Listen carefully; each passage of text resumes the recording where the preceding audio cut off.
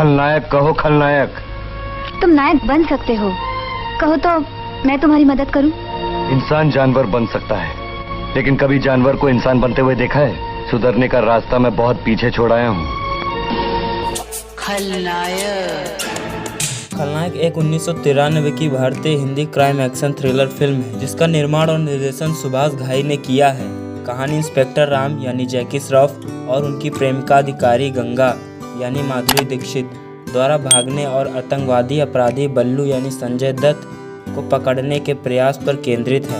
यह फिल्म 1993 की दूसरी सबसे ज्यादा कमाई करने वाली हिंदी फिल्म थी। फिल्म अपने संगीत के लिए जानी जाती है, विशेष रूप से गीत चोली के पीछे क्या है, जिसे अलका याग्निक और इला अरुण ने गाया है। खलनायक साउंड ट्रैक एल्बम की 10 मिलियन प्रतियां बिकी, जिससे यह बाजीगर के साथ साथ वर्ष के सबसे अधिक बिकने वाले बॉलीवुड साउंड ट्रैक एल्बमों में से एक बन गया। 30वें फिल्म फेयर पुरस्कारों में फिल्म को सर्वश्रेष्ठ फिल्म, सर्वश्रेष्ठ निर्देशक सुभाष घाई, सर्वश्रेष्ठ अभिनेता संजय दत्त, सर्वश्रेष्ठ अभिनेत्री माधुरी दीक्षित और सर्वश्रेष्ठ सहायक अभिनेता जैकी श्रॉफ सहित 11 प्रमुख नामांकन प्राप्त हुए। खलनायक 1993 की दूसरी सबसे ज्यादा कमाई करने वाली हिंदी फिल्म थी, जिसे केवल आंखें फिल्म ने पीछे छोड़ दिया। फिल्म को तेलुगु में कैदी नंबर 1 के रूप में रीमेक किया गया था। बलराम बल्लू प्रसाद यानी संजय दत्त एक गैंगस्टर हैं, जिसे इंस्पेक्टर राम यानी जैकी श्रॉफ ने गिरफ्तार किया है।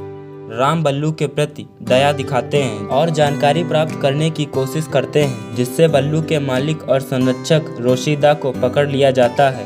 बल्लू बोलता नहीं है और वह जेल से भागने का वादा करता है। बल्लू जेल से भाग जाता है, जबकि राम अपनी प्रेमिका गंगा यानी माधुरी दीक्षित से मिलने जाता है, जो एक पुलिस अधिकारी भी हैं। जब इसकी खबर सामने आती है तो राम की प्रतिष्ठा धूमिल हो जाती है, क्योंकि मीडिया राम को एक ऐसे अधिकारी के रूप में चित्रित करता है जिसने अपने कर्तव्य की अपेक्षा की है। गंगा राम की प्रतिष्ठा को बहाल करने के प्रयास में एक स्ट्रीट गर्ल के रूप में अंडर कवर हो जाती है। गंगा को पता चलता है कि बल्लू एक दयालु व्यक्ति है जो गरीबी और परिस्थितियों के कारण अपराध में बदल गया है, और वह भागते समय उसे फिर से बचाने की कोशिश करती है। इस बीच बल्लू को गंगा से प्यार हो जाता है। वह क्रोधित हो जाता है जब उसे पता चलता है कि वह उससे प्यार नहीं करती और एक पुलिस अधिकारी है। गंगा बल्लू की मदद करना जारी रखती है क्योंकि उसने उसमें अच्छाई देखी है। इस बीच राम मदद के लिए बल्लू की मां के पास जाता है और उसे पता चलता है कि बल्लू वास्तव में उसका बचपन का दोस्त बल्लू की मां, और बल्लू क्रमशः राम और गंगा को बताते हैं कि कैसे रोशनदान ने अपनी गरीबी का इस्तेमाल बल्लू को भ्रष्ट करने के लिए किया है। रोशनदान ने बल्लू की बहन को मार डाला और पुलिस पर दोष मढ़ दिया। बल्लू उस अधिकारी को मार देता है जिसे वह इसके पीछे मानता है, और तब से अपराध के जीवन में सर्पित होता है। गंगा डरती है कि पुलिस बल्लू को मार डालेगी। पुलिस को उसे गोली मारने से रोकती है, जिससे वह बच कर निकल जाता है। इसलिए उसे एक अपराधी की सहायता करने के लिए गिरफ्तार किया जाता है और उस पर बल्लू के साथ रिश्ते के होने का आरोप लगाया जाता है, जो उसकी पेशेवर और व्यक्तिगत प्रतिष्ठा को नष्ट कर देता है। बल्लू की मां उसे ढूंढती है, जबकि उसके पीछे राम आता है।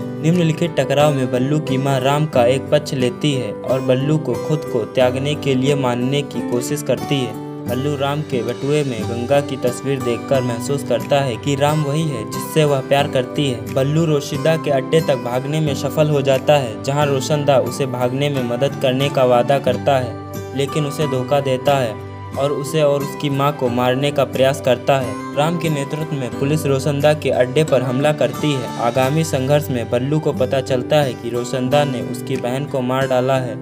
राम रोशनदा को मारता है और बल्लू भाग जाता है।